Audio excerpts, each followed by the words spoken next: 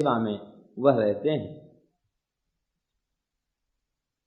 परीक्षित ने कथा सुनी और वे भगवत धाम पधारे। परीक्षित के मोक्ष को देख करके ब्रह्मा जी को बड़ा आश्चर्य हुआ और उन्होंने बुद्धि रूपी तराजू के ऊपर एक ओर समस्त शास्त्रों को रखा, एक ओर श्रीमद् भागवत जी को विराजमान किया। तो विशुद्ध भागवत धर्म का प्रतिपादक ग्रंथ, प्रेम रूप फल को देने वाला यह दिव्य ग्रंथ, इसकी महिमा सर्वोपरि सिद्ध हुई और तब से उन्होंने यह भगवत स्वरूप है इस बात को स्वीकार किया। इस दिव्य कथा को श्री सनकादिकों ने नारद जी को कृपा करके यह कथा सुनाई। सौनक जी ने प्रश्न किया कि भगवान, नारद जी का और सनकादिकों का समागम कहाँ हुआ, आप कृपा करके बता दें। सूत जी वर्णन करते हैं, एक समय की बात है, श्री देवर्षि नारद जी विशालापुरी पहुंचे। विशालापुरी माने बद्री नारायण। हम लोग ठीक उनके सन्मुख बैठे हैं, ये उत्तर दिशा है, इसी ओर भगवान बद्री नारायण विराजमान है, उधर ही से गंगा जी आ रही है।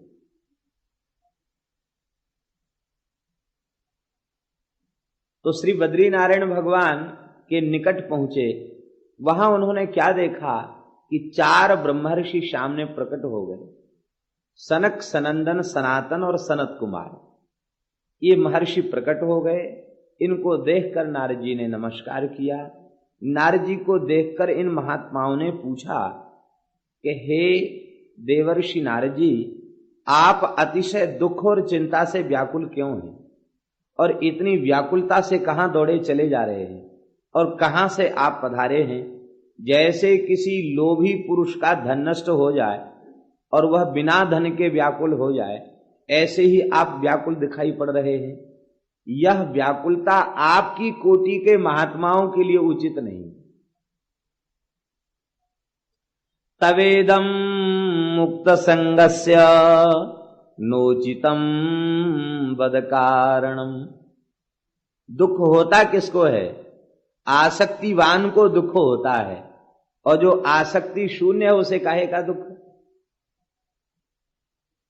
आसक्ति शून्य को दुख नहीं होता। तो आप तो आसक्ति शून्य महापुरुष हैं, मुक्त संग हैं। निर्माण मोहा जित संग दोषा अध्यात्म नित्या विनिवृत्त कामाः द्वंद्वैर विमुक्ताः सुख दुख संगैर गच्छन्त्य मूढ़ाः पद्मव्ययम् तत्। आप ऐसे महापुरुष हैं, मान मोह आदि से सर्वथा शून्य हैं। तो आप जैसा महात्मा दुखी हो यह उचित नहीं। संसार की किसी भी वस्तु को जिसने अपना मान रखा है वो उस वस्तु की प्राप्ति से प्रसन्न होगा, और जब वो वस्तु तो नाशवान है, जब नष्ट होगी तो उसे दुख होगा। लेकिन आप जैसे महात्मा दुखी हो जाएं तो ये तो बहुत बड़ा आश्चर्य है। आप क्यों दुखी हैं? नारद जी ने अपने दुख का कारण बताया। इसका तात्पर्य है कि संत यदि चिंतित, उदास और दुखी दिखाई पड़े तो हमें अपनी बुद्धि से उन संतों में यह आरोप नहीं करना चाहिए कि जैसे हम आसक्ति के रोग से ग्रस्त हैं ऐसे ही आसक्ति वाले ये महापुरुष भी हैं।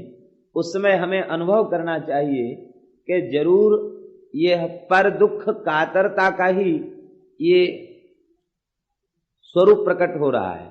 जरूर अपनी व्यक्तिगत कोई चिंता से वे दुखी नहीं हैं, जीवों के कल्याण के संबंध में ही ये चिंता कर रहे हैं, यही समझना चाहिए। नारद जी ने यही बताया।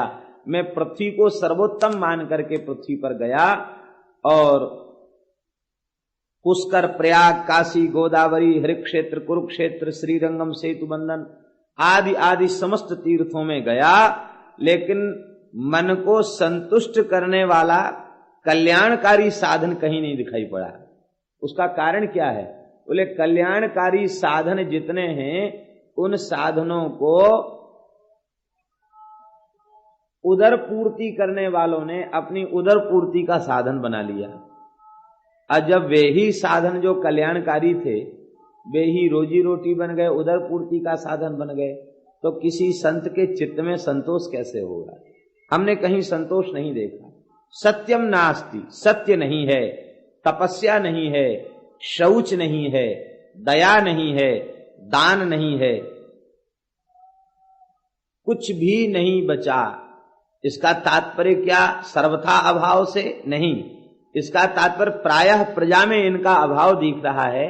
बीज रूप में तो सब सुरक्षित है, तप भी सुरक्षित है, दान भी सुरक्षित है, शौच भी सुरक्षित है बीज के रूप में, लेकिन प्रायः प्रजा में इसका अभाव देखा जा रहा है।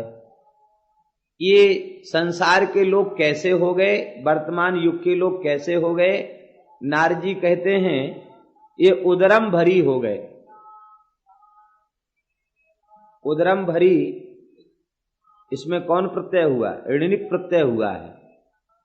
और ऋणनिक प्रत्यय जो होता है वह किस अर्थ में होता है? ताच्छिल्य अर्थ में होता है। इसका तात्पर्य क्या हुआ? इसका तात्पर्य हुआ कि कलयुगी जीवों का कोई धर्म नहीं बचा, एक ही शील, एक ही बात उनके व्यवहार में आ गई है, एक ही स्वभाव उनका बन चुका है कि पेट कैसे भरे, बस। अब उस उदर पूर्ति के लिए अधर्म भी करना पड़े तो उसको भी उनको संकोच नहीं है, हिचक नहीं है। सब ने एक ही बात स्वीकार कर ली है, उदरम भरणो जीवा। सब जीवों का एक ही धर्म हो गया, पेट भरना। सब उदरम भरी हो गए। और ये बेचारे, ये बराकाह शब्द जो कहा है नारजी ने, ये दयावश कहा है। बोले बेचारे क्या करें, ये पेट को ही सब कुछ मान बैठे, भगवान को इन्होंने कुछ भी नहीं माना। और यही कारण है कि इनका व्यवहार भी बहुत कपट से परिपूर्ण है। ये कूटभाषी हैं। बराकाह कूटभाषिण। कूटभाषी शब्द का अर्थ होता है ये सीधा तो बोलना जानते ही नहीं, सदा पहेली ही बोलते हैं। जैसे पहेली कोई बोले तो पहेली को सुनकर के सद्य समझना कठिन होता है, बहुत बुद्धि लगावे तब पहेली समझ में आती है। ऐसे ही संसार के जीव ऐसे हो गए कि सीधा बोलना ही नहीं जानते, मन में कुछ और है, वाणी में कुछ और है और क्रिया कुछ और ही है। सज्जन असज्जन का लक्षण क्या है? बहुत लंबी चौड़ी व्याख्या नहीं है संत और असंत की, बहुत सीधी सी बात है। मनस्येकम वचस्येकम कर्मण्येकम महात्मा नाम। अब मनस्यन्यद वचस्यन्यद कर्मण्यन्यद दुरात्मा नाम। मनवाणी क्रिया में एक रूपता जिनकी है वे महात्मा हैं, और मनवाणी क्रिया में जिनकी भिन्नता है, मन में कुछ और है, वाणी में कुछ और है, क्रिया कुछ और ही कर रहे हैं, वे सज्जन नहीं। तो संसार का आज स्वभाव हो गया है कि मन में उनके कुछ और है, वाणी में कुछ और है, और क्रिया दूसरी प्रकार की। कूटभाषी हैं, ये सीधा बोलना नहीं जानते, पहले ही बोलना जानते हैं। इनमें भयंकर दोष आ चुके हैं। ऐसे ये बेचारे जीव कैसे पवित्र हों, आप कृपा करके बतावें। तो भगवान इन जीवों के इस दूषित स्वभाव को हमने देखा, सर्वत्र अशांति देखी, अधर्म देखा, तो मन उद्विग्न हो गया और मन में आए कि चलें श्रीधाम वृंदावन, जहां भगवान की नित्य लीला हुई है। तो जैसे ही वृंदावन में पहुंचे तो वहां जाकर बड़ी शांति चित्त को मिली, और वहां एक आश्चर्य वहां भी देखा। क्या आश्चर्य देखा? बोले वहां आश्चर्य देखा कि एक देवी कुंज में विराजमान है और दो वृद्ध उनके समक्ष पड़े हुए, और तमाम देवियां उस देवी की सेवा में उपस्थित हैं। तो नारद जी कहते हम कौतुक वसात वहां पहुंचे। क्यों पहुंचे? इसलिए पहुंचे कि हो सकता है वृंदावन धाम में कथा कीर्तन हो रहा होगा, लेकिन वहां जाके देखा कि दो वृद्ध पड़े हैं, युवती रो रही है।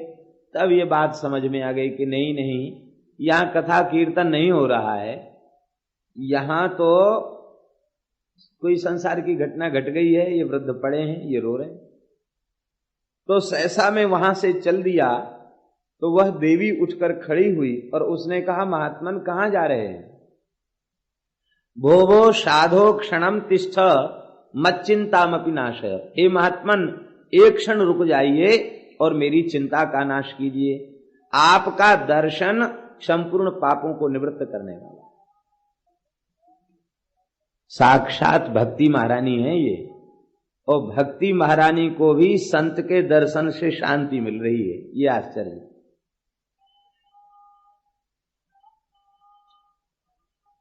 यह जो भक्ति ज्ञान वैराग्य का रूपक है, इसका तात्पर्य क्या है?